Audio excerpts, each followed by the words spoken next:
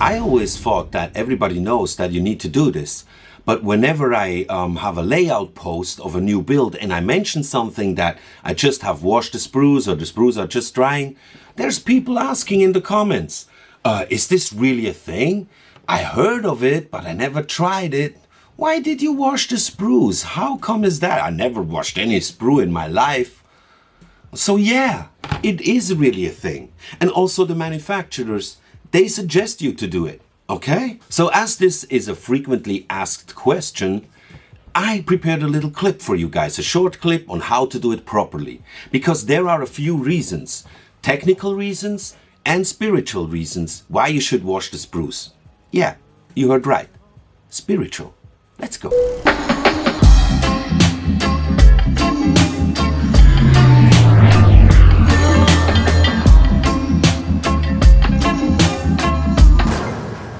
So as I mentioned, some manufacturers, maybe a lot of them, I don't know exactly, I just have found here the one example of Revell, but I remember also seeing a clip or a video, for instance, of Airfix, where they just recommended to do the same thing. Wash the sprues before you start your build. And the main reason is to get rid of the mold release agent, which is used to get the sprues out of the mold. I mean, nowadays there are also other techniques, more modern techniques. I don't know if it's really necessary there, but I'm sure it doesn't hurt. And if you have a look at those molds, if you have a look at a video, seeing the manufacturer, like the one here that I just show you a little clip is a video of Moss Models when he was visiting the Airfix company, Airfix Manufacturing. I'll link his video down in the description below if you want to have a look at the entire video. But if you see, I mean, yeah, this is a manufacturing stuff. The molds are made out of metal. Of course, this must be like a bit greasy, oily and something like that. It's not only to get rid of the mold release agent, any grease or any other material you don't want to have on your model.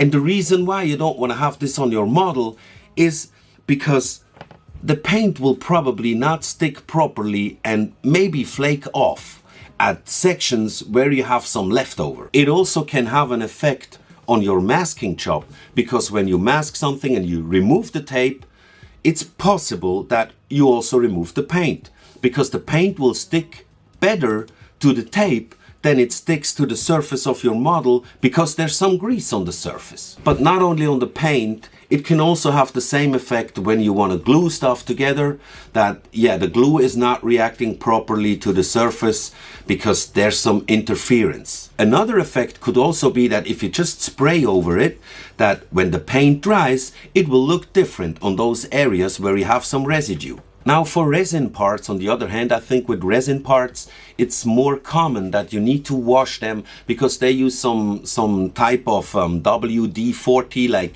real oily and greasy stuff. So clean it with soap is highly recommended there. And another thing that already has happened to me when I didn't do it, no, I never didn't do it.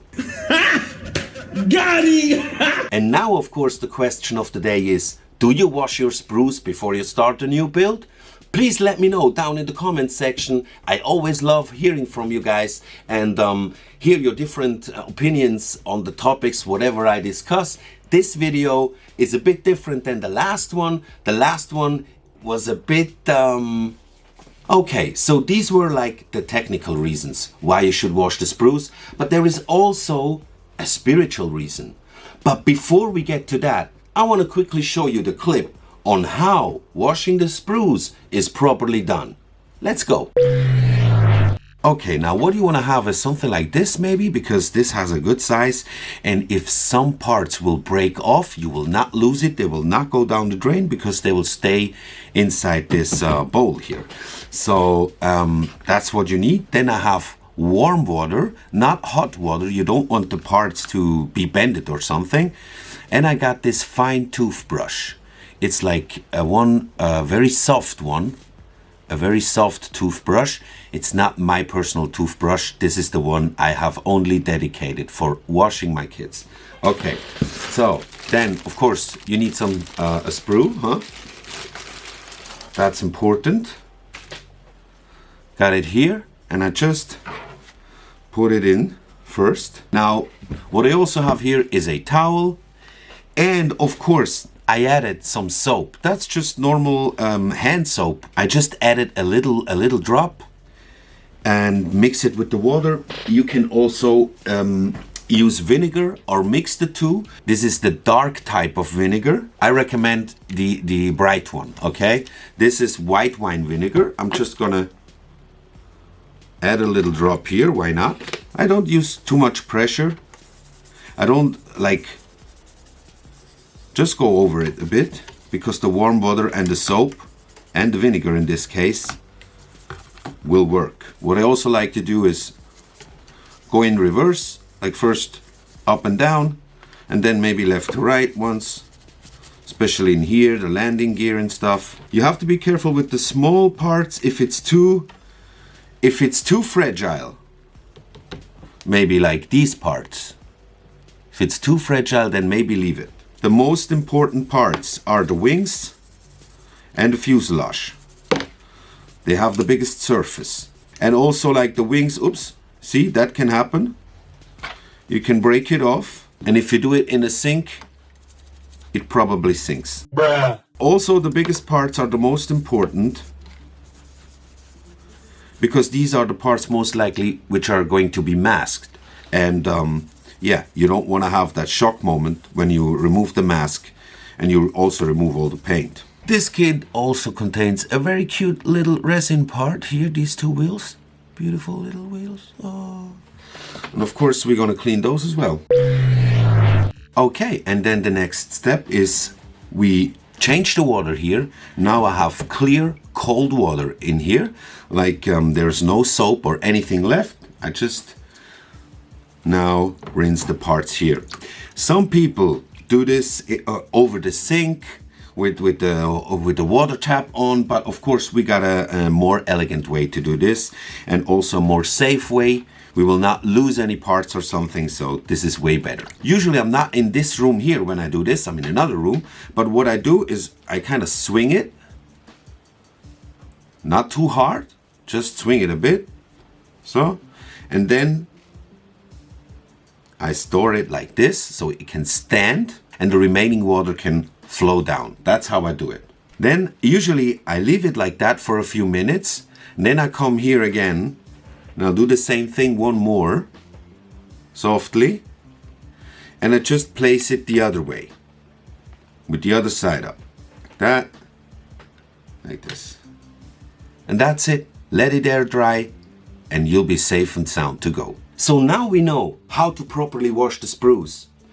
And now let's get to the spiritual reason for doing it. And to me, it became like a real ritual. You know, it's like a ritual washing. The ritual washing of the sprues. And it's always like the first step in a build. Wash the sprues first and get to know each and every part. As I mentioned, the smaller parts you maybe don't clean that you could really damage them or break them off. But the bigger parts or the medium-sized parts, you get to know all the parts of the kit.